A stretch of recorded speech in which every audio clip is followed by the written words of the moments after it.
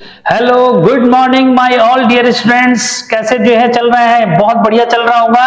और आज जो है उस सीरीज का जो मैंने कहा था कि 200 क्वेश्चन आपको सॉल्व कराऊंगा, उस सीरीज का जो है दूसरा जो है सीरीज में लॉन्च जो है कर रहा हूं। और अब मेरे साथ बने रहो। 2019 का जो बोर्ड एग्जाम का पेपर है, ये जो है मैं आपको फर्स्ट सेक्शन इसका सॉल्व करा रहा हूं। इससे आपको ये बेनिफिट होगा बच्चों कि 1 मार्क्स के क्वेश्चन तो तैयार होंगे ही, साथ में जो है 2 और 3 मार्क्स के क्वेश्चन भी इसके अंदर सॉल्व जो मिस हो जाएंगे। ठीक है, उसके बाद अभी मैं कंटिन्यूस जो है, आज कल मैं थोड़ा सा बिजी हो गया था कार्यक्रम में, और मेमोरी की वजह से भी प्रॉब्लम जो है रही उसमें कि नहीं आ पाया वो। ठीक है, तो आज जो है मैं कोशिश करूंगा कि शाम तक आपको जो है रात तक पूरा जो है क्वेश्चंस मिल जाएंगे, ताकि आप रात भर भी पढ़ेंगे, सुबह मॉर्निंग में भी सारे क्वेश्चंस को सुन लेंगे, तो 100% जो है आपका पेपर सॉल्व होगा। इसलिए जो है आईसीएसई बोर्ड के जो है 10th के जो जितने भी स्टूडेंट हैं, सब जो है बच्चों एक दूसरे जो है फ्रेंड को भी अलर्ट कर दो कि सर ने जो है एक ऐसा सीरीज जो है लॉन्च कर रखी है कि जिसमें जो है 5 इयर्स के, ये समझो कि कितने क्वेश्चंस, अभी मैंने 40 इसलिए दिया था कि मैंने जो है रिस्पांस देखना था कि भाई बच्चों का कुछ रिएक्शन मिल रहा है कि नहीं मिल रहा है। तो बच्चों का बहुत अच्छा जो है उसमें एक व्यू जो है मिल रहा है। तो मुझे लगता है कि सारे बच्चों को जो है आपको एक दूसरे को जो है शेयर करना चाहिए कि सर ने जो है जो सीरीज लॉन्च कर रखी है, यार पिछले सालों के क्वेश्चन ही नहीं है ये आपको जो है आने वाले जो और क्वेश्चन भी बनेंगे ना, उनके भी आंसर आप इनके थ्रू दे सकते हैं। तो खाली मैं सॉल्यूशन नहीं दे रहा हूं, उसका रीजन भी दे रहा हूं, साथ में अगर कुछ और एडिशनल बन सकता है तो वो भी आपको जो है समझा रहा हूं। तो बच्चों आप जो है ज्यादा टाइम खराब ना करते हुए जो शुरू करते हैं। पहला क्वेश्चन जो है 2019 का पहला क्वेश्चन जो आईसीएसई फिजिक्स में जो है पूछा गया है, वो क्वेश्चन क्या है उसका मैंने डायग्राम भी थोड़ा सा आपको जो है बना दिया। तो क्वेश्चन क्या पूछ रहा है, और आप थोड़ा सा जो है, कल मैंने एक नया टेक्निक भी जो है थोड़ा सा मेरे साथ जो है कुछ टेक्नीशियन भी जो है आगे जो आपको जो है क्या कर रहे हैं, थोड़ा पेपर भी जो है आगे से प्रोवाइड करा दे रहे हैं। ठीक है, तो उनका भी जो है थैंक्स बोलना चाहिए आपको भी, और मुझे भी बोलना चाहिए कुल मिलाकर के। नहीं तो क्या हो रहा था कि मैं क्वेश्चन वर्बली बोल पा रहा था, अब क्या हो रहा है कि आपको पेपर क्वेश्चन भी जो है क्या है स्क्रीन पे मिल जा रहा है। ठीक है, तो एक बहुत बढ़िया जो है अपॉर्चुनिटी हम लोगों को यहाँ पे मिल गई कुल मिलाकर के। ठीक है, और आपको मिल गई कि आपको क्वेश्चन जो है मिल जा रहा है कुल मिलाकर। थोड़ा सा मुझे लग रहा है इको हो रहा है, तो उस विंडो को तो पहला क्वेश्चन जो है बच्चों, क्वेश्चन नंबर जो है फर्स्ट का पहला पार्ट क्या है, the diagram below shows a claw hammer used to remove a nail. First, which class of lever does it belong? Second, give one more example of the same class of the lever mentioned by you in first, for which the mechanical advantage is greater than 1. ठीक है, तो बच्चों इसमें जो है आपको एक और एग्जाम्पल देना है, साथ में ये बताना है कि ये किसका है। ठीक है, तो बच्चों इसके लिए कंफ्यूजन नहीं करना, इसका जो है ये क्लियर कर लो कि कल भी मैंने आपको जो है फॉर्मूला बताया था किसका, फ्ले का। ठीक है, तो ये फ्ले का कॉन्सेप्ट जो है दिमाग में रखो, एफ एल और ई वाला कॉन्सेप्ट याद रखो कि बच्चों यहाँ पे जो है क्लियर करना है कि जो फर्स्ट क्लास का लीवर होता है उसका फलक्रम मिड में होता है, ये कल मैंने बताया था। सेकंड क्लास का जो लीवर होता है उसका लोड जो है मिड में होता है। ठीक है, और जो थर्ड क्लास का लीवर होता है बच्चों, उसका जो एफर्ट होता है ये मिड में होता है। ठीक, तो जब आपको ये कॉन्सेप्ट क्लियर रहेगा तो आप कभी भी इसको जो है क्या नहीं कर सकते, कभी प्रॉब्लम में नहीं आएंगे। तो बच्चों इसको समझ लो यहाँ पे। ठीक है, कि ये जो है कौन से क्लास का जो है लीवर है बच्चों, तो यहाँ पे समझो कि यहाँ पे जो है ये यहाँ पे लोड जो है लिफ्ट कर रहा है, यहाँ पे इसने फलक्रम बना रखा है क्योंकि जमीन में टच कर रहा है। ठीक है, तो समझो ये जो है एक फलक्रम का जो है काम कर रहा है यहाँ पे, ये इसको उखाड़ रहा है नेल को, और यहाँ इसका एफर्ट जो है लग रहा है। ठीक है, तो अब यहाँ से क्लियर कर लो कि इसका जो है फलक्रम कहाँ पे है, फलक्रम इसका मिड में आ रहा है बच्चों। तो फलक्रम मिड में जिसका आता है वो फर्स्ट क्लास का लीवर होता है। क्या फर्स्ट क्लास का लीवर जो मिस होता है, तो ये फाइनल हो गया कि फर्स्ट क्लास का लीवर जो मिस है। ठीक है, उसने बोल रखा है कि give one more example of same class. तो बच्चों सेम क्लास का जो है बहुत सारे हैं, सीजर का एग्जांपल दे सकते हो, प्लायर्स का एग्जांपल दे सकते हो, हैंड पंप का एग्जांपल दे सकते हो, स्पून से जो है लिड को ओपन करने का एग्जांपल दे सकते हो। तो बहुत सारे एग्जांपल है। ठीक है, तो क्लियर हो गया कि इसका जो है दूसरे पार्ट का आंसर भी हो गया। ठीक है, इसके सेकंड पार्ट का आंसर भी आपको मिल गया कि भाई वो ही पूछ रहा है कि इसी क्लास का जो है दूसरा लीवर का नाम भी बताओ, तो एक ही बताना था, मैंने आपको बहुत सारे बता दिए। ठीक है, अब जो है अगला जो है देखो बच्चों, अगला क्वेश्चन क्या है। ठीक है, अगला इसका बी पार्ट का क्वेश्चन आपको क्या पूछ रहा है, ये समझो कि two bodies A and B, क्या two bodies A and B have masses in the ratio 5:1 and their kinetic energies are in the ratio of 125 ratio 5, find the ratio of their velocities. ठीक, screen पे जो है आपको question मिल गया होगा बच्चों, उसको क्लिक करो, फिर उसका सॉल्यूशन देखना। तो यहाँ पे जो आपको गिवन है उसको जो है क्लियर करो कि गिवन क्या है बच्चों, कि आपके two bodies A and B हैं, उनके मासेस। ठीक है, तो बच्चों एम ए जो है, जैसे हमने ए बॉडी के लिए एम ए ले लिया, M A ratio M B आपको जो दे रखा है ये 5:1 दे रहा है। क्या दे रहा है बच्चों? 5:1 जो है दे रहा है। एंड देयर काइनेटिक एनर्जीज, बच्चों इनका जो काइनेटिक एनर्जी का रेशियो है, यानी कि के ए रेशियो के बी, ठीक है, के ए रेशियो के बी आपको जो दे रहा है 125:9 जो है दे रहा है। Find the ratio of their velocities, बच्चों हमें जो है V A ratio V B जो है निकालना है। तो बहुत इजी है, ठीक है, देखो यहां क्लियर करो, सबको पता है कि भाई के इज इक्वल टू होता है हाफ एम वी स्क्वायर। क्या होता है? के इज इक्वल टू बच्चों हाफ एम वी स्क्वायर होता है। ठीक है, इनको क्या कर दो, डिवाइड, यानी दो केस बना दो। Therefore k1 upon k2 is equal to half, k1 मत लिखना, a लिख दो, यहाँ पे b लिख देना। ठीक है, क्या लिख दो इस पे? b लिख दो। तो ma upon m b va square upon vb square. Clear है बच्चों? यानी कि दो केस बनाएंगे, दोनों को डिवाइड कर दोगे। ठीक, तो यहाँ पे क्लियर, ये जो है क्लियर हो जाएगा। इसका भी हाफ है, तो हाफ से हाफ क्या होगा? कैंसिल हो जाएगा। ठीक, अब रेशियो रखो यहाँ पे, देखो काइनेटिक एनर्जी का रेशियो क्या है। ठीक है, सो 125/9 इज इक्वल टू मास का रेशियो रखो 5/1 इंटू वेलोसिटी, ये बच्चों va अपॉन vb का क्या कर लो, होल स्क्वायर कर दो। इससे इसको डिवाइड कर दो, इस 5 से ये 125 को डिवाइड करोगे तो 5 2 जा 10, 5 5 जा 25 और upon 9 is equal to va upon vb। ठीक है, और यहां से जो है होल स्क्वायर करोगे, इसका स्क्वायर रूट लगा दो, तो क्या बना, va upon vb is equal to क्या, 5/3। भाई यहां से स्क्वायर हटता है तो इसका स्क्वायर रूट लग जाएगा। ठीक है, तो va रेशियो vb जो है बच्चों ये 5:3 जो हो जाएगा। ठीक, तो ये जो है आपका सेकंड पार्ट का जो है आंसर हो गया। ठीक है, उसके बाद बच्चों ये क्लियर हो गया। ठीक है, इरेज करना पड़ेगा तो क्योंकि ये जो है हॉच पॉच हो जाएगा फिर। ठीक है, तो ये ए और बी पार्ट जो है फर्स्ट के आपके सामने हो चुके हैं। ठीक है, अब जो है नेक्स्ट क्वेश्चन क्या है बच्चों, उसको जो है क्लियर करो। यानी कि आप जो है फर्स्ट का सी पार्ट का आंसर है, सी पार्ट में फर्स्ट पार्ट का जो है क्या है क्वेश्चन, ये क्लियर करो। Name the physical quantity which is measured in calories. ठीक है बच्चों, तो आपको जो है उस फिजिकल क्वांटिटी का जो है नेम बताना है जो कैलोरी में मेजर होती है बच्चों। तो इसको हीट एनर्जी लिखना। क्या लिखना है इसको? Heat energy. क्या आंसर है भाई? Heat energy. तो heat energy measured in calorie, heat energy heat energy, बस केवल हीट एनर्जी लिख दो यार, उसने नेम बोल रखा है ना, तो उतना ही लिखना, ज्यादा कब मत लिखना। ठीक है, second, how is the calorie related to SI unit of this quantity. ठीक है, तो बच्चों SI यूनिट और कैलोरी में क्या रिलेशन है? तो 1 calorie is equal to 4.18 joule होता है। क्या होता है भाई? ये तो पहले पार्ट का आंसर बच्चों, ये सेकंड पार्ट का आंसर है। ठीक है, अब आते हैं किसमें, इसका जो है नेक्स्ट डी पार्ट। तो बच्चों डी पार्ट का जो है क्या क्वेश्चन पूछा है? पहला डी पार्ट का फर्स्ट जो है डिफाइन कपल, डिफाइन कपल। तो बच्चों कपल की डेफिनेशन सुन लो कि कपल मींस क्या हुआ, कि pair of forces equal, opposite and parallel acting on a body but their line of action is not same. तो pause the video and then listen it again. ठीक है, और यार दोबारा जो है बोलना है तो ऐसे क्लियर कर लेना कि बच्चों क्या, pair of forces equal, opposite and parallel acting on a body but their line of action is not same is called couple. Clear? तो कोई टेंशन नहीं बच्चों। उसके बाद जो है इसका सेकंड पार्ट का क्या आंसर है? ठीक है, तो सेकंड पार्ट जो है बोल रहा है state the SI unit of the moment of couple.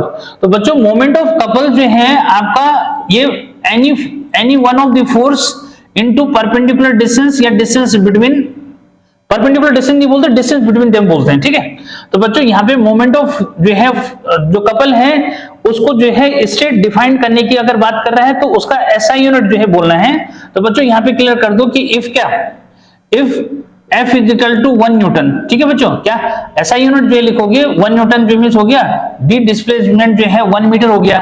ठीक है, तो ऐसे में मोमेंट ऑफ फोर्स जो है क्या हो गया कि moment of force will be क्या 1 न्यूटन मीटर। क्या बच्चों, moment of force will be 1 newton metre if on applying force of 1 Newton a displacement is, या ये कहो कि when any one of the force in the couple is 1 Newton and the distance between them is 1 newton, sorry 1 metre. एक बार इसको clear कर दो फिर से कि बच्चों इसको एक्चुअल में किस सेंस में डिफाइन करना है, मोमेंट ऑफ कपल की फॉर्म में, क्योंकि state the SI unit of the moment of couple, state बोल रहा है यानी कि आपको जो है वो उसको एक्सप्लेन करना है।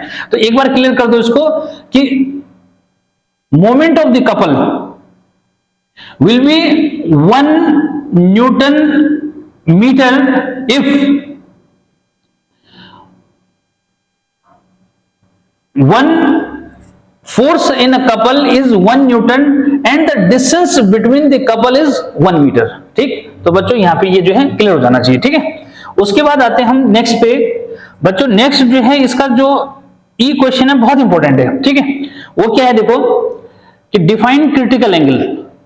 क्या है, डिफाइन क्रिटिकल एंगल। तो बच्चों क्रिटिकल एंगल क्या होता है, critical angle is that angle of incidence at which angle of refraction become 90। critical angle is that angle of incidence at which angle of refraction become 90। Clear, तो ये जो है critical angle की definition हो गई फर्स्ट पार्ट। ठीक है, second part में जो उसने क्या बोल रखा है बच्चों कि state one important factors which affect the critical angle of the given medium. तो बच्चों इसमें है इंपॉर्टेंट फैक्टर है टेम्परेचर। If temperature भी इंक्रीज, ठीक है, if temperature भी increase the critical angle is also increase. ठीक है, तो इसको क्लियर कर लेना कि अगर जो है टेम्परेचर इंक्रीज होता है तो भी उसका जो है क्या क्रिटिकल एंगल भी उस केस में इंक्रीज जो होता है। ठीक है, तो फाइनल कर दो कि critical angle depends upon temperature, temperature increase करेगा तो उस केस में जो है क्रिटिकल एंगल भी इंक्रीज करेगा। अगर सेकंड फैक्टर जो है बोलता है बच्चों, तो सेकंड फैक्टर जो है कलर पे डिपेंड करता है, यानी कि वेवलेंथ ऑफ द लाइट पे जो है डिपेंड करता है, यानी कलर पे डिपेंड करता है। ठीक है, तो अगर और पूछेगा तो ये। ठीक, तो बच्चों ये जो है फर्स्ट क्वेश्चन के जो है 10 पार्ट जो है हो चुके हैं, यानी कि 10 मार्क्स के जो है क्वेश्चन आपके जो है पूरे हुए। ठीक है, उसके बाद बच्चों आपका क्वेश्चन नंबर जो है 2। अब क्वेश्चन नंबर 2 का जो है ए और ए का भी जो है पहला पार्ट। ठीक है, क्या पूछ रहा है बच्चों वो, an electromagnetic radiation is used for photography in fog। first identify the radiation, second why is this radiation mentioned by you ideal for this purpose। बहुत अच्छा क्वेश्चन है बच्चों। तो यहां पे क्लियर करो कि बच्चों वो पूछ रहा है कि इलेक्ट्रोमैग्नेटिक रेडिएशन कौन सा है जो फोटोग्राफी में यूज होता है। तो याद रखो ये है इंफ्रारेड। कौन सा होता है, इंफ्रारेड होता है बच्चों। अब उसका जो है वो कह रहा है कि इसका रीजन दो, तो इट स्कैटर्ड लेस। क्या बोलना है कि it scattered less and penetrate it easily. ठीक है बेटा, ये किससे, ये जो है इसको इजीली पेनिट्रेट जो है कर देता है, किसको, फॉग या मिस्ट को जो है इजीली पेनिट्रेट कर देता है। ठीक है, तो बच्चों अब जो है नेक्स्ट वाला जो है यानी कि इसका बी पार्ट का आंसर क्या है। ठीक, क्लियर करो, बी पार्ट का आंसर बहुत अच्छा क्वेश्चन है बच्चों कि what is the relation between refractive index of water with respect to air and the refractive index of air with respect to water. बच्चों इसको क्लियर करना कि अगर हम जो है ऐसे लिखते हैं क्या, ए म्यू, उसने म्यू से सिंबल देख रखा है रिफ्रैक्टिव इंडेक्स का, ए म्यू डब्ल्यू अगर लिख रहे हैं तो बच्चों ये हो जाता है 1 अपॉन म्यू, यहां से ऐसे लिख दो डब्ल्यू म्यू और ए हो जाता है। ठीक है, ध्यान देना कि बच्चों ऐसा जो मींस ये रिलेशन जो है इन दोनों के बीच में हो जाता है। ठीक है, क्लियर है, तो कोई कंफ्यूजन नहीं। इसका ये मतलब हुआ refractive index of water with respect to air, और इसका मीनिंग होता है refractive index of air with respect to water. ठीक, अब आगे जो है क्या बोल रहा है वो देखो, ये जो है फर्स्ट पार्ट है। सेकंड पार्ट का क्वेश्चन क्या है बच्चों कि if the refractive index of the water with respect to air is 5/3, calculate the refractive index of air with respect to water. बहुत बढ़िया, जो एक मार्क्स में उसने पूछ दिया ये। ठीक है, तो बच्चों इसका जो फर्स्ट पार्ट है उसका ये हो गया। सेकंड पार्ट में उसने आपको क्या दे रखा है, आपको जो है ए म्यू डब्ल्यू जो है दे रखा है। ए म्यू डब्ल्यू क्या है, ये है बच्चों 5/3, ठीक है। और आपको निकालना है डब्ल्यू म्यू ए जो है आपको निकालना है, ठीक है। तो क्लियर है कि यहाँ क्या कर दो, रेसिप्रोकल कर दो, यानी कि डब्ल्यू म्यू ए को जो है क्या लिख दो, 1/a म्यू डब्ल्यू जो है लिख देंगे। तो बच्चों ये हो जाएगा 1/5/3, 3 कहां जाएगा ऊपर, ठीक है। तो ये हो गया आपका 5/3, ठीक। तो ये जो है बहुत अच्छा क्वेश्चन जो है कि ऐसे जो है आप किसके केस में, ग्लास ईयर के केस में जो है कर सकते हैं, ठीक है। तो बच्चों यहाँ पे कोई प्रॉब्लम वाली बात नहीं है। उसके बाद जो है सी क्वेश्चन, यानी कि इसका जो सी जो है क्वेश्चन है, क्या बोल रहे हैं कि इस क्वेश्चन को एक बार बहुत पेशेंस से सुनना बच्चों, बहुत अच्छा क्वेश्चन है। The specific heat capacity of a substance A is 3800 joule per KG per kelvin and that of a substance B is 400 joule per kg per Kelvin. Which of the two substances is a good conductor of heat? Give reason for your answer. Clear? तो बच्चों यहाँ पे जो है clear कर दो कि इसमें जो है गुड कंडक्टर, जिसकी जो है स्पेसिफिक हीट कैपेसिटी लो होती है बच्चों, वो गुड कंडक्टर है, ठीक है। तो यहाँ पे क्लियर कर दो कि B is good conductor, B is good conductor, then किससे, यहां पे जो है कौन सा जो है गुड कंडक्टर है, तो यहां पे जो इमेज क्या लिख दोगे, देन A, ठीक है। तो A से जो है क्या है, ये B जो है गुड कंडक्टर है। अब उसका जो है वो रीजन मांग रहा है, क्या मांग रहा है, उसका रीजन मांग रहा है। तो रीजन बच्चों ये बोलना कि भाई क्या, कि because less amount of heat is required to increase its temperature through 1 degree Celsius या 1 डिग्री केल्विन। क्लियर करो हाँ इस बात को, क्या कहा मैंने, रीजन क्या दोगे कि भाई जिसका गुड कंडक्टर जो है, भाई यहाँ पे जो है जिसकी स्पेसिफिक जो है हीट जो है 400 जूल बच्चों पर केजी और पर केल्विन है, ये जो है गुड कंडक्टर है किसके रिस्पेक्ट में, जिसका स्पेसिफिक हीट जो है 3800 जो है joule per KG per kelvin है, ठीक है। तो याद रखना कि इसको जो है लेस अमाउंट, बिकॉज ये गुड कंडक्टर क्यों है, because less amount of heat is required, less amount of specific heat is required to increase its temperature through 1 degree Celsius, that's why it is good conductor, ठीक। तो उम्मीद है कि ये जो है आ गया होगा क्लियर, ठीक है। उसके बाद बच्चों अगला जो है इसका डी पार्ट क्वेश्चन है, इसका जो है मिटा दिया जाए, ठीक है। अब देखो थोड़ा सा दूर दूर भी लिख रहा हूं मैं ताकि आप आंसर जो है उसका क्लिक कर पाओ, ठीक है। और जो मैं बोल रहा हूं उसको जरूर जो है क्या करना, बार बार सुनोगे तो याद हो जाएगा, ठीक है, बार बार सुनोगे तो याद हो जाएगा, ठीक है। अब इतना टाइम नहीं है कि मैं बहुत ज्यादा जो है क्या करूंगा उसको करेक्शन उसमें लाऊंगा, मतलब ठीक है कि 1 टाइम बोला जाए, 1 टाइम में भी नहीं होगा, जब रिपीट कर रहा हूं तो कर लो उसको कवर, ठीक है। उसके बाद बच्चों इसका डी पार्ट क्या है, यानी कि क्वेश्चन नंबर 2 का जो डी पार्ट है वो क्या पूछा है उसने, a man playing a flute to able to produce a notes of different frequencies. If he close the holes near his mouth, will the pitch of the note produce increase or decrease? Give reason. बच्चों question जो है सुन लिया होगा, एक बार जो है इस बात को जो है क्लियर करना कि बच्चों जो आपका पिच है, ठीक है, पिच जो है डिपेंड करता है किस पे, वॉल्यूम पे, ठीक है। क्लियर करना हाँ, किसका मतलब ईयर कॉलम का जो वॉल्यूम है, ठीक है, उस पे जो है डिपेंड करता है, ठीक है बच्चों। तो कैसे भाई, अगर वॉल्यूम इंक्रीज करेगा, ठीक है, इफ वी इंक्रीज, अगर वॉल्यूम क्या करेगा, इंक्रीज करेगा, तो पिच क्या करेगी,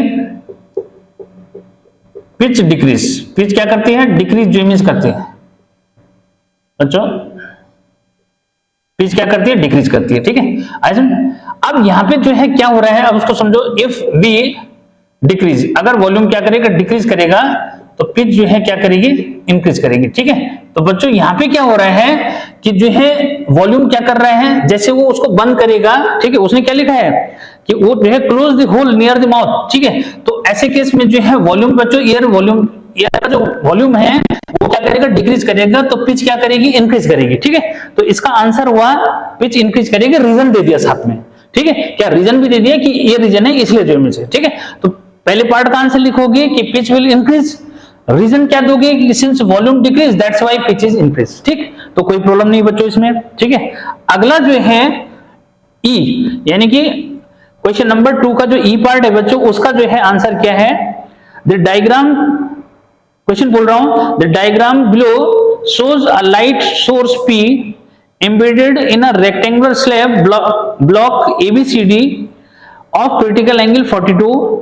Complete the path of the ray PQ till it emerge out of the block। ठीक है बच्चों, तो यहाँ पे नेसेसरी एंगल अगर बोला है तो उसको जो है भी क्या कर लो, खींच लेना वहां पे। ठीक है, तो बच्चों ये जो है इस तरह से आपको दे रहा है।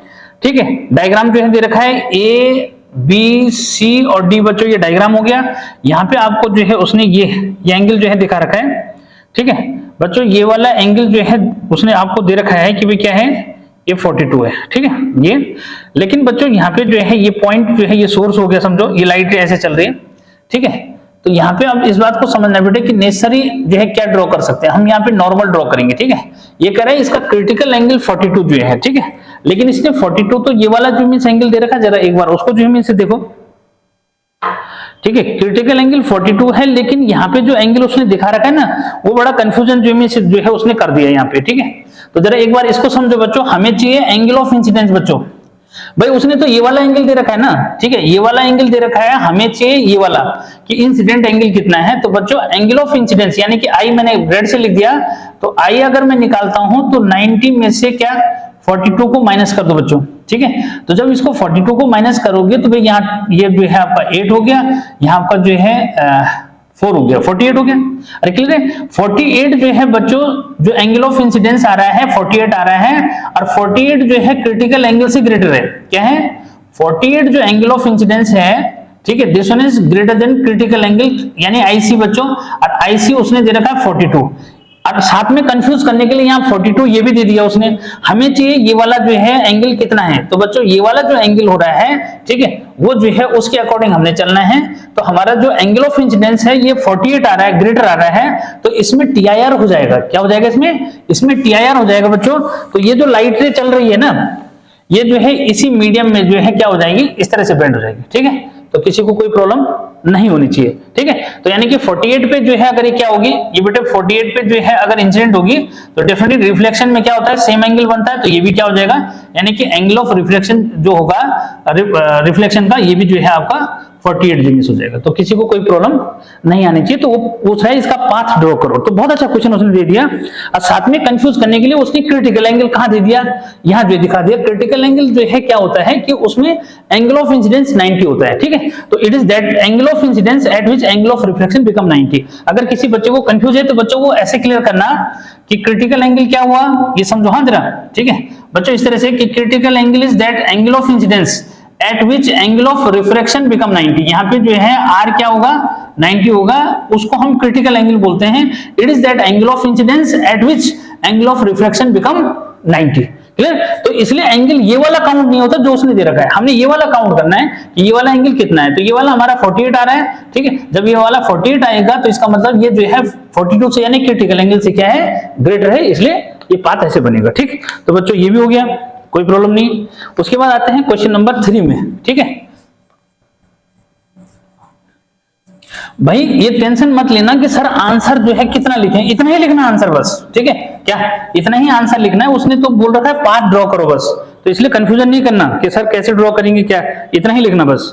उसके बाद बच्चों क्वेश्चन नंबर जो है 3 में आपको बहुत बढ़िया बढ़िया क्वेश्चन जो है देखने को मिलेंगे। इसमें क्या कह रहा है वो देखो, क्वेश्चन नंबर 3 का फर्स्ट जो है क्या है, if the lens is placed in water instead of air how does the focal length change. ठीक है, कि अगर जो है एयर से जो है लेंस को किस में रख दिया, वाटर में रख दिया, तो क्या होगा। तो बच्चों यहाँ पे जो है उसकी फोकल लेंथ क्या करेगी, इंक्रीज करेगी। फोकल लेंथ क्या करती है, इंक्रीज जो करती है। तो जो पहले पार्ट का आंसर है यहां पे लिखेंगे कि focal length of lens will increase. ठीक है, ठीक है बच्चों, तो इस तरह से जो है उसने आपको जो है रीजन नहीं बोल रखा है लिखने के लिए। ठीक है, if the lens is placed in water instead of air, ठीक है ना, हवा की जगह अगर वाटर में जो है रखोगे तो how is the focal length change, तो बच्चों फोकल लेंथ जो है उसकी क्या करती है, इंक्रीज डिमिनिश करती है। अगर जो है ऐसे मीडियम में डिप करेंगे जिसका रिफ्रैक्टिव इंडेक्स लो होता है तो फोकल लेंथ इंक्रीज करती है, और अगर ऐसे मीडियम में डिप करते हैं जिसका रिफ्रैक्टिव इंडेक्स हाई होता है बच्चों तो फोकल लेंथ डिक्रीज करती है और पावर इंक्रीज करती है। ठीक है, वैसे इसके 9 क्वेश्चन बनते हैं लेकिन आपको उससे मतलब नहीं है, यहाँ पे जो मैं बात बता रहा हूं उसको क्लियर करना है। यानी इसका आंसर क्या होगा कि फोकल लेंथ विल इंक्रीज, ठीक है, क्योंकि रिफ्रैक्टिव इंडेक्स जो है उसका क्या है, लो है ग्लास के रिफ्रैक्टिव इंडेक्स से, इसलिए इंक्रीज करती है। ठीक है, रीजन नहीं देना, खाली ये लिखना है। ठीक है बच्चों, सेकंड पार्ट का आंसर जो है क्या बोल रहा है, विच लेंस थिक और thin has greater focal length, तो बच्चों थिक की जो है फोकल लेंथ ग्रेटर होती है। ठीक है, focal length of thick lens is greater. ठीक है बच्चों, ये तो बस इसको जो है याद रखो। तो यानी कि ये थर्ड का जो है ए पार्ट हो गया बच्चों। अब बी पार्ट में देखते हैं, बी पार्ट में क्या पूछा है उसने। बी पार्ट में पूछा है कि two waves of same pitch have amplitudes in the ratio 1:3, what will be the ratio of first intensities second frequencies. ठीक है, तो बच्चों अब जो है क्वेश्चन समझो, क्या यहां पे दे रहा है कि टू वेव्स हैं बच्चों सेम पिच, ठीक है सेम पिच है, have amplitudes in the ratio, बच्चों एम्पलीट्यूड का रेशियो दे रखा है, यानी कि A1 रेशियो A2 जो है दे रखा है उसने 1:3। ठीक है, अब आपको जो है क्या पूछ रहा है, पहले पार्ट में इंटेंसिटीज का रेशियो पूछ रहा है। ठीक है, तो बच्चों याद रखना है कि इंटेंसिटी डायरेक्टली प्रोपोर्शनल होती है एम्पलीट्यूड के स्क्वायर के। ठीक है, सिंस ऐसा है देयरफॉर क्या I1 अपॉन I2 जब लिखोगे तो ये जो है A1 square upon A2 square हो जाएगा बच्चों, और A1 A2 का उसने रेशियो दे रखा है 1/3, तो इसका होल स्क्वायर कर दोगे तो ये जो है क्या हो जाएगा 1/9 हो जाएगा बच्चों। तो यानी कि I1 रेशियो I2 जो है ये हो जाएगा 1:9। ठीक है, पहले पार्ट का आंसर हो गया। उसके बाद सेकंड पार्ट का आंसर बच्चों कि फ्रीक्वेंसीज, तो जब जो है पिच की डेफिनेशन पढ़ी होगी कि pitch means pitch depends upon frequency. ठीक है, तो यहां से जो है इसको जो है क्लियर कर दो कि भाई पिच जो है फ्रीक्वेंसी डिपेंड करती है और फ्रीक्वेंसी सेम है, तो फ्रीक्वेंसी से नहीं पिच सेम है, तो पिच सेम है तो फ्रीक्वेंसी भी क्या हो जाएगी, सेम हो जाएगी। ठीक है, तो फ्रीक्वेंसीज का रेशियो क्या हो जाएगा, याद रखना कि जो बच्चों N1 रेशियो N2 जो है ये हो जाएगा क्या 1:1। क्यों, यहां पे जो है उसने जो है रीजन दो सिंस क्या पिचेस आर सेम। ठीक है, तो जब पिच सेम होती है तो फ्रीक्वेंसी भी क्या हो जाती है, सेम हो जाती है, इसलिए रेशियो 1:1 हो जाएगा। ठीक है, उसके बाद बच्चों अगला जो है सी पार्ट का आंसर, सी जो है क्या पूछा है उसने, सी उसने आपको ये पूछा है, ये थोड़ा सा वैसी क्वेश्चन है बट मिटाना पड़ेगा, हौच पौच ना हो जाए। मैं ये कह रहा हूं किसी भी क्वेश्चन के आंसर में आपको हौच पौच नहीं होना चाहिए। ठीक है, ये अगर कोई आंसर जो है नहीं दिखेगा थोड़ा मुझे हटना भी पड़ेगा उसमें ना, ऐसा लग रहा है। ठीक है, सी जो है देखो, सी में बच्चों उसने क्वेश्चन क्या पूछ रखा है कि how does an increase in temperature affect the specific heat नहीं sorry specific resistance of a metal, first second है सेमीकंडक्टर। ठीक है बच्चों, तो क्वेश्चन उसने ये पूछ रखा है कि how is the increase in temperature, यानी कि अगर टेम्परेचर जो है क्या करेंगे बच्चों, टेम्परेचर जो है अगर इंक्रीज करेंगे, ठीक है, तो ऐसे में जो है specific heat of resistance metal का क्या करता है उसको समझो, तो वो इंक्रीज करता है। यानी कि पहले पार्ट का आंसर है क्या, ये लिख दोगे कि स्पेसिफिक हीट में specific resistance sorry specific resistance of metal, तो यहां लिखोगे इंक्रीजेस। ठीक है बच्चों, क्या इंक्रीजेस, और सेकंड पार्ट का आंसर है यही लिखोगे कि भाई क्या स्पेसिफिक रेजिस्टेंस ऑफ सेमीकंडक्टर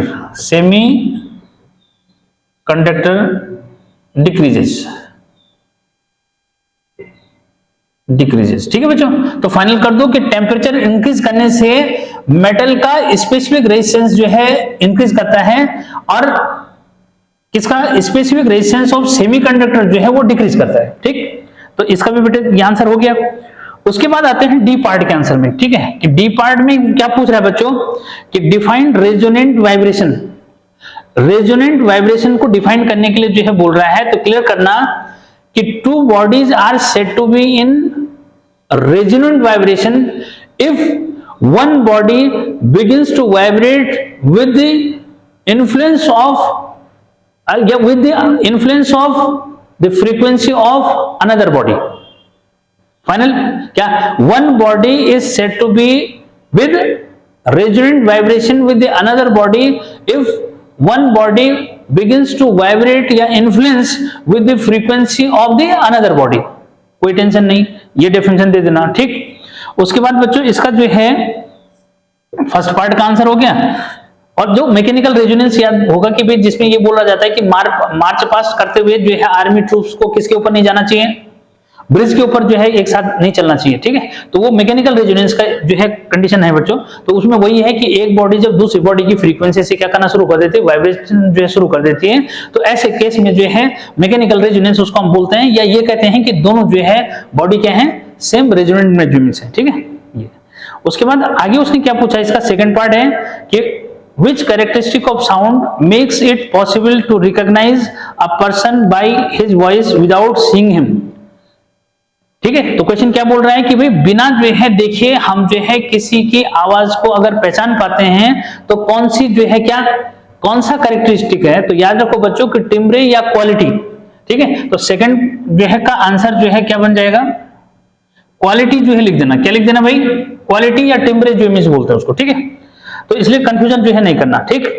तो मतलब बिना देखे किसी पर्सन की जो है आवाज को किस कैरेक्टरिस्टिक से आइडेंटिफाई करोगे, यानी कि दो आदमी चिल्ला रहे हैं तो कैसे पता लगाओगे कि भाई कौन चिल्ला रहा है, ठीक है। तो कौन सा कैरेक्टरिस्टिक है, तो कौन सा कैरेक्टरिस्टिक है, याद रखो कि क्वालिटी या टिम्ब्रे जो है जिसको हम बोलते हैं, ठीक है। अदर वर्ड्स में वैसे क्वालिटी है मेन, ठीक है, और टिम्ब्रे उसका सेकंड नेम है, ठीक। तो बच्चों ये भी हो गया, ठीक।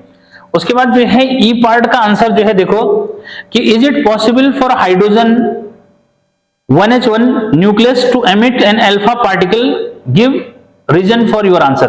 बच्चों नो, पहले पार्ट का आंसर क्या देंगे, वो कह रहा है कि क्या जो है हाइड्रोजन से, अरे हाइड्रोजन यार एक पिता सा जो मीन्स है 1H1, वो कह रहा है कि क्या इससे जो है अल्फा पार्टिकल यानी कि 2He4 हीलियम निकल सकता है, ठीक है। तो नहीं निकल सकता। तो पहले पार्ट का आंसर बच्चों नो बोल देना है। क्या बोल रहा है वो कि हाइड्रोजन न्यूक्लियस से क्या अल्फा पार्टिकल निकल सकता है, ठीक है। तो बहुत ज्यादा बेवकूफी वाली बात कर रहा है, लेकिन इसलिए तो यहाँ पे नो आंसर देना है, ठीक है। अरे क्या देना है, नो आंसर जो है देना है, ठीक है, कि नहीं निकल सकता। रीजन क्या देना है कि सिंस इट हैज 2 प्रोटॉन्स, क्या बोलना है, 2 प्रोटॉन्स एंड 2 न्यूट्रॉन्स, ठीक है बच्चों। तो कोई प्रॉब्लम नहीं भाई, इसमें दो क्या है, 2 प्रोटॉन्स और 2 न्यूट्रॉन्स है, तो कैसे पॉसिबल है, ठीक। तो पॉसिबल ही नहीं होगा, ठीक है बच्चों। अब आगे जो है हम आते हैं किस पे, कि क्वेश्चन नंबर जो है 4th, ठीक है। तो 4th में आगे मजा आ रहा होगा मुझे उम्मीद है, ठीक है भाई। इस समय तो आपके पास मौका है ना, फट से जो है क्या कर लो, जो मैं बोल रहा हूं बच्चों उनको जो है बिल्कुल याद जो है कर लो, और फट से अगले दिन आंसर लिख दोगे। अब आगे मैं जो है ऐसे सेलेक्ट करूंगा, जो सेकंड सेक्शन हैं सबके, उसमें से इंपॉर्टेंट क्वेश्चन जो है सेलेक्ट करूंगा। इसलिए मैंने पहले जो है सब जो है पेपर के क्या लिए हैं, सारे जो है फर्स्ट सेक्शन लिए हैं, ठीक है। फर्स्ट सेक्शन में 40 क्वेश्चन अपने आप ही कवर हो जा रहे हैं, ठीक है। तो कोई प्रॉब्लम नहीं। क्वेश्चन नंबर बच्चों अब आता है हमारे पास, क्वेश्चन नंबर जो है क्या 4th, ठीक है। तो क्वेश्चन नंबर 4th का जो है पहला पार्ट क्या बोल रहा है, calculate the effective resistance across AB, और आपको सर्किट डायग्राम दे रखा है, ठीक है बच्चों। इस तरह से जो है सर्किट डायग्राम दे रहा है, ऐसे इस तरह से, यहां पे ऐसे, ठीक है, इस तरह, ठीक। तो कंफ्यूजन नहीं, ये है स्क्रीन पे वो भी देख लेना, ठीक है। वहां पे मैंने जो है आपको अब दे ही रहा है ऑप्शन, ठीक है। तो बच्चों यहाँ पे जो है 5 ओम है, 8 ओम है, ये आपका जो है 4 ओम जो मिस हो गया, ये आपका जो है 3 ओम जो हो गया, और यहाँ पे एंड में क्या है, बी है, ठीक है। तो अब आपको जो है क्या ए बी के बीच में इफेक्टिव रेजिस्टेंस निकालना है बच्चों। तो क्या करना है, देखो इस वाले को चाहो तो R1 लेना, इसको जो है क्या ले लो, R2 ले लो, इसको ले लो R3, इसको लेना R4, ठीक है बस, ठीक। तो क्या करना है, यहाँ समझो, बहुत अच्छा क्वेश्चन है, 2 मार्क्स में। तो बच्चों क्या है, देखो since R1 and R2 are in, ये दोनों काई में है सीरीज में, आर इन सीरीज, ठीक है बच्चों। तो सीरीज में है तो देयरफॉर क्या हो जाएगा, इनका इक्विवेलेंट रेजिस्टेंस। तो बच्चों यहाँ पे ऐसे लिखना कि R dash is equal to क्या, R1 प्लस R2, क्योंकि दोनों के बीच में कहीं जंक्शन नहीं है, ध्यान रखना इस बात को। ये तार है, सीधे कर दो उसको, ऊपर वाला कह रहा हूं मैं, ये वाला पोर्शन, ठीक है। तो बच्चों ये हो जाएगा 5 ओम, ये हो गया 4 ओम, जो ये हो गया, तो भाई ये हो गया आपका 9 ओम, ठीक है, कंफ्यूजन नहीं। उसके बाद बच्चों जो रिजल्ट बनेगा, यानी कि जो नया जो है बनेगा, उसको इस तरह से बनाना, ठीक है, ये, ठीक है। इन दोनों का एक बन गया ना, तो यहाँ पे जो है नीचे इसको चाहो तो ऊपर रखना है ऐसा, ठीक है, इन दोनों की जगह एक ले लो, हो गया। एक जो है यहाँ पे ये नीचे है, ठीक, कंफ्यूजन नहीं। ये जो है बी, ये बच्चे आर डैश हो जाएगा, ये तुम्हारा R3 है, R3 हमारा है 3 ओम के इक्वल, ठीक है। ये आपका R4 है, R4 8 दे रखा है, बस हो गया, ठीक है। अब देखो R डैश और जो है R3 किस में हो गया, यहाँ पे आप ऐसे लिखोगे, now R dash and R3 are in parallel, ठीक है बच्चों। अभी दोनों किस में हो गए, पैरेलल हो गए। तो भाई जब पैरेलल हो जाएंगे तो क्या हुआ, ठीक है, देन 1/r डबल डैश, ये सिंबल अपने घर से बनाना, ठीक है। तो r डैश हो जाएगा बच्चों 1/r3 जो हो जाएगा, 1/r डैश कितना है भाई 9 आया, ये 1/3 आया, एलसीएम कितना हुआ इसका 9, तो ये 9 और 9, 3 3 जा 9, ठीक है बच्चों। तो 1/r डबल डैश इतना आया, तो r डबल डैश जो है आपका 9 क्या हो जाएगा 4, ठीक है। तो 9/4 हो गया। अब इसको जो है डायग्राम ऐसे बन जाएगा, ठीक है, क्या, अब इनका डायग्राम इस तरह से बन जाएगा, ये r डबल डैश हो गया, ये आपका r4 है, और r4 कितना है 8, अरे R4 कितना है ऊपर देख लेना, हाँ साथ में, R डबल डैश आया 9/4, इसको बेटे डिवाइड अगर करोगे तो कितना हुआ, पॉइंट में निकालना चाहिए तो 4 2 जा 8 हो गया, बचा कितना 1 10, 4 2 जा 8 और 4 5 जा 20, ठीक है। तो इतना ओम हो गया, ठीक है। अब लास्ट में जो है क्या, इसका निकालना है, ये A और B बच्चों, तो यहाँ पे 100 R, केवल R लिखना है उसको, अभी दोनों सीरीज में हैं, तो R4 और प्लस क्या R डबल डैश, ठीक है। तो बच्चों ये 8 हो जाएगा, और ये 2.2 जो है क्या क्या 2.25 हो गया बच्चों, तो इसको ऐड कर दो, तो ये जो है 10.25 जो है ओम, ये हो जाएगा, ठीक। तो क्लिक कर लो इसको, ये जो है 2 मार्क्स का क्वेश्चन, अच्छा क्वेश्चन जो मिस पूछा हुआ है, ठीक है। अब जो है इसका बच्चों बी पार्ट जो में देखो हो गया,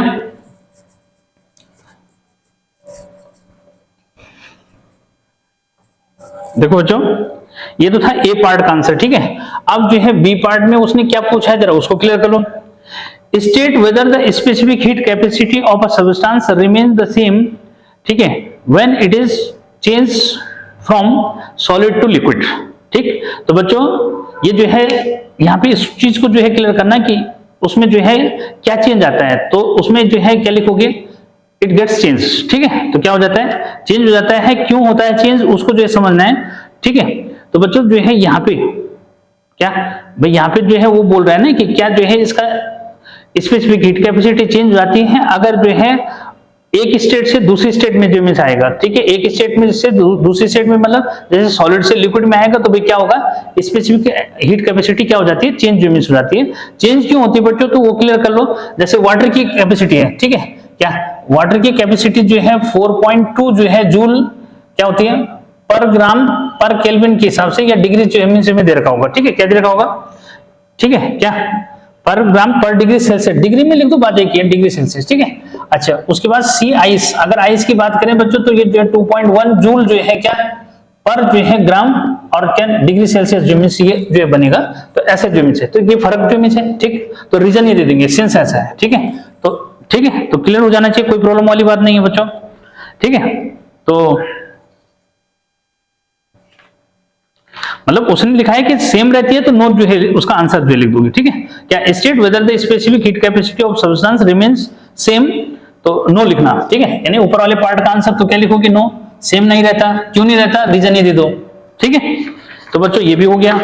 उसके बाद जो है अगला वाला यार बहुत बड़ा जो है डायग्राम वाला है, सी पार्ट में जो है उसने क्या पूछ रखा है बच्चों, एक बार जो है क्वेश्चन मैं पढ़ दूं। A magnet kept at the center of the two coils A and B is moved to and fro as shown in the diagram.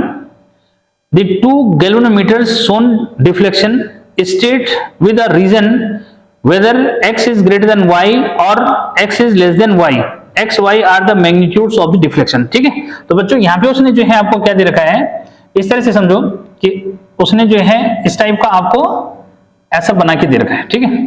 यहाँ पे उसने लगा दिया गैल्वेनोमीटर, ठीक है, गैल्वेनोमीटर जो है मैं लगाया, तो ये जो है आपका क्या यहाँ पे लिखा है उसने कॉइल ए, इसमें डिफ्लेक्शन x दिखा रहा है, ठीक है, और इसमें जो है उसने ये जो है सॉफ्ट आयरन रखा हुआ है, ठीक है बच्चों। यहाँ पे जो है वो क्या कर रहा है, देखो यहाँ से जो है सॉफ्ट आयरन एंटर करा रखा है ना, और दूसरे वाले में जो है यहाँ उसने एक मैग्नेट जो है ले रखा है, इसमें जो है N है, ये S है बच्चों, इधर जो है ये डायरेक्शन दिखा रखा है, ये ऐसे दिखा रखा है, ठीक है। अब दूसरे वाले में जो है उसने क्या दिखाया, जरा उसको समझो। इस तरह से है, लेकिन इसमें नंबर ऑफ टर्न्स ज्यादा हैं, तो नंबर ऑफ टर्न्स पे ही ये सब डिपेंड करता है, पर फिर भी अभी मैं ये नहीं डिस्कस कर रहा हूँ, अब समझो जरा क्या हो रहा है, ठीक है। ये है ये इस तरह से बच्चों, यहाँ पे डिफ्लेक्शन y शो कर रहा है, इसमें x शो कर रहा है, इस तरह से बना दो, ठीक है। और इसमें भी उसने जो है क्या कर रखा है, ये सॉफ्ट आयरन जो है इस तरह से यहाँ से एंटर करा रखा है, ठीक है। अरे क्लियर है, ये जो है क्या बोल रहा है इसको, सॉफ्ट आयरन, ठीक है। ये सॉफ्ट आयरन जो है यूज कर रहे हैं, इसी का बंडल होता है ये, जो इसके अंदर वायर के अंदर जो डाल रखा है बच्चों। यहाँ पे जो है इसको क्लियर करना, उसने जो है आपको क्या पूछ रखा है कि भाई ये जो है कंडीशन है, इसमें आपको ये बताना है कि मतलब डिफ्लेक्शन जो है किसमें ज्यादा होगा बच्चों। तो क्लियर करो कि भाई क्या इसमें नंबर ऑफ टर्न्स ज्यादा हैं, ठीक है क्या। यहाँ पे जो है थोड़ा सा इसको जो है क्लियर करना, कुछ इस तरह से जो है क्लियर करना कि ईएमएफ डायरेक्टली प्रोपोर्शनल होता है बच्चों नंबर ऑफ टर्न्स के, ठीक है। तो यहाँ पे जो है नंबर ऑफ टर्न्स जो है y में ज्यादा है, ठीक है। ऐसे में तो ऐसे में जो है इसमें ईएमएफ भी क्या रहेगा, ज्यादा रहेगा, ईएमएफ ज्यादा रहेगा तो डिफ्लेक्शन भी ज्यादा रहेगा, ठीक है क्या। कि यहाँ पे जो है इसको क्लियर करना, हाँ ठीक है, कि मतलब जो ईएमएफ होता है बच्चों वो डायरेक्टली प्रोपोर्शनल होता है नंबर ऑफ टर्न्स के, ठीक है। कि सिंस नंबर ऑफ ये जो है ई directly proportional number of turns के, ठीक है। अब यहाँ पे जो है सिंस क्या N Y greater than N X, ठीक है, मतलब वो ज्यादा है, देयरफॉर यहां पे जो है जब नंबर ऑफ टर्न्स उसमें ज्यादा है तो ऐसे में क्या होगा कि y जो है ग्रेटर देन हो जाएगा किससे, x से, ठीक है, क्योंकि उसमें डिफ्लेक्शन भी ज्यादा आएगा। ईएमएफ जो है ज्यादा होगा, ईएमएफ ज्यादा होगा तो डिफ्लेक्शन भी क्या देगा, वो ज्यादा जो है देगा, ठीक है। तो ये रीजन जो है यहाँ पे देना, क्वेश्चन थोड़ा बड़ा है लेकिन देखो आंसर कितना छोटा जाएगा, ठीक है। तो रीजन ये देना है कि भाई number of turns in this coil, second coil, ठीक है, ये लिखा है ना एक्स वाई पे मैंने लिख दिया ये। तो बच्चों इसमें नंबर ऑफ टर्न्स y में सेकंड कॉइल में जो है ज्यादा है और फर्स्ट कॉइल में कम है, इसलिए जो है ईएमएफ ज्यादा होगा किसमें, सेकंड में। ईएमएफ ज्यादा रहेगा तो डिफ्लेक्शन भी ज्यादा रहेगा, ठीक है, ठीक है क्लियर। तो यहाँ पे जो है तब यहाँ अगर और जो है क्लियर करना चाहोगे तो ऐसे लिख देना, ठीक है, therefore E Y greater than E X, ठीक है, तब यहां लिख देना सो। इससे शॉर्ट आंसर कहां मिलेंगे यार, ठीक है क्या बच्चों, ऐसे जो है शॉर्ट आंसर कहां मिल पाएंगे, ठीक है। तो ये जो है मैंने दे दिया, इतना लिख दोगे ना टीचर खुश हो जाएगा, ठीक है, कोई प्रॉब्लम वाली बात नहीं रहेगी, ठीक है। अगला जो है बच्चों इसका डी पार्ट का क्या आंसर है वो समझो।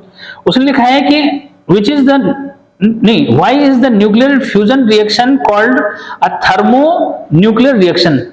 बच्चों बहुत बढ़िया क्वेश्चन जो मिल है, ठीक है। तो इसमें केवल इतना लिखना है कि भाई वो ये पूछ रहा है ना कि न्यूक्लियर फ्यूजन रिएक्शन को, nuclear fusion reaction, fusion reaction आगे जो है एक ऐसे भी क्वेश्चन आ रखा है कि what is nuclear fusion reaction. तो याद रखना बच्चों कि फ्यूजन रिएक्शन, ठीक है, फ्यूजन जो है यहाँ पे थोड़ा सा जरा इसको जो है मैं समझा रहा हूं, ठीक है, कि फ्यूजन जो है रिएक्शन जो है को क्या बोल रहा है वो, फ्यूजन रिएक्शन। तो फ्यूजन रिएक्शन जो है means in which it is that nuclear reaction in which two or more than two light nuclei on combining form a big nucleus, clear, and enormous amount of energy be released, ठीक है बच्चों। ये तो definition है, definition उसने बोल नहीं रखा है, उसने ये बोल रखा है कि भाई इसको जो है क्या बोलते हैं, इसको थर्मोन्यूक्लियर रिएक्शन क्यों बोलते हैं, because it occurs at high temperature, ठीक है। रीजन क्या देना है कि it occurs at high temperature, ठीक है बच्चों। तो ये जो है आपने इसका आंसर लिखना है कि बिकॉज इट अकर्स एट, ठीक है, आगे बिकॉज तो लिख दोगे, ठीक है, because it occurs at high temperature, ठीक है, ठीक है, ये हाई टेम्परेचर पे होती है, that's why it is called thermonuclear reaction. इसीलिए इसको क्या बोलते हैं कि थर्मो जो है फ्यूजन रिएक्शन या फिर थर्मोन्यूक्लियर रिएक्शन जो है बोलते हैं, ठीक। तो बच्चों फाइनल है, ठीक है, कोई प्रॉब्लम नहीं कि because it occurs at high temperature that's why it is called thermonuclear reaction, ठीक है बच्चों। अब इसका जो है लास्ट जो है पूछ रहा है वो एक और जो है इसमें पूछ रखा है कि उसने पूछ रखा है कि इसको फिल करना है, इसका सेकंड पार्ट, मतलब पहला पार्ट तो ये हो चुका है, सेकंड पार्ट जो है कंप्लीट द रिएक्शन। बच्चों 3He2 लिखा है और यहाँ पे 2H1 लिखा है बच्चों, इसमें लिखा है 4He2, ठीक है, और He2, तो कह रहा है इसको बैलेंस करना है, तो यहाँ पे लिख देंगे 1H1, ठीक है, और प्लस साथ में क्या है एनर्जी, ठीक है, क्या लिख दोगे 1H1 लिख देंगे बच्चों। क्यों, यहाँ देखो कैसे करें, क्यों लिखा मैंने NH1, तो यहाँ जो है जब क्या होगा ये दोनों जो है कंबाइंड होंगे, तो इससे कंबाइंड होने से ये बना, साथ में जो है क्या एक जो है चाहे उसको प्रोटॉन समझो चाहे जो है क्या हाइड्रोजन जो है कर लेके चलो, सिंपल हाइड्रोजन ही लिखते हैं बच्चों। ये जो है 3 है, 3 2 5 हो गया, यहाँ पे 4 है, 4 और 1 5 हो गया, नीचे जो है ये 2 और 1 3 हो गया, ये 2 और 1 3 जो मिस हो गया, तो कोई प्रॉब्लम इसमें नहीं आएगी, ठीक है। अगर उसने आगे लिखा है तो यहाँ आगे लिख देना, कोई बात नहीं, ठीक है। और इसको जो है यहाँ पीछे लिखा ना, तो पीछे लिख दो, कोई बात नहीं, ठीक है, इस तरह से कोई बात नहीं, कोई फर्क नहीं पड़ता, ठीक। तो इस तरह से जो है आपने इसको लिख दिया, ठीक है बच्चों। तो इसको यहाँ पे फिल करने के लिए बोल रहा है, तो हमने फिल कर दिया 1H1 से, ठीक। उसके बाद बच्चों ई पार्ट जो है हमें क्या पूछा है, एक बार जरा ई पार्ट का जो है आंसर भी मैं दे दूं। ई पार्ट में उसने क्या पूछा है, state 2 ways to increase the speed of rotation of DC motor. DC motor की स्पीड कैसे इंक्रीज करेंगे, तो बच्चों उसमें नंबर ऑफ टर्न्स, ठीक है, on increasing number of turns, ठीक है बच्चों। Second on increasing current, on increasing current, ठीक है, इन इट, ठीक, कि डीसी मोटर की स्पीड को कैसे इंक्रीज करोगे, तो दो फैक्टर लिखने हैं, तो on increasing number of turns, यानी कि अगर डीसी मोटर के जो कॉइल है उसकी उस कॉइल में नंबर ऑफ टर्न्स इंक्रीज करेंगे तो उसकी स्पीड इंक्रीज कर जाएगी, ठीक है। और सेकंड है बच्चों क्या, कि on increasing the current in it, अगर करंट भी इंक्रीज करोगे तो फिर जो कॉइल होती है वो फास्ट जो है रोटेट करती है, ठीक है। ये तो बच्चों ये जो है था इसका पहला सेक्शन जो में से, ठीक है। तो देखते हैं कितना टाइम में ये जो कंप्लीट हो गया, फिर मैं दूसरा भी जो है इसी में नहीं तो ऐड जो है कर दूंगा। तो बच्चों ये जो है आपको सीरीज कैसे लग रही है, ठीक है, कमेंट सेक्शन में जरूर लिखो, और इस जो है जो हमारा चैनल है इसको सब्सक्राइब भी करो, साथ में जो है अपने फ्रेंड से शेयर भी करो, और बोलो कि एक बहुत इंपॉर्टेंट जो है हमारे एग्जाम जो है कल जो है एग्जाम है, और आज हमारे को जो है 200 क्वेश्चन जो है मॉर्निंग तक आपको जो है कंप्लीट मिल जाएंगे, तो उस पर जो है आप जो है हमारे साथ बने रहो बच्चों। फिर जो है नेक्स्ट जो है सीरीज में मिलते हैं, नेक्स्ट 40 क्वेश्चन की सीरीज में। Till then bye.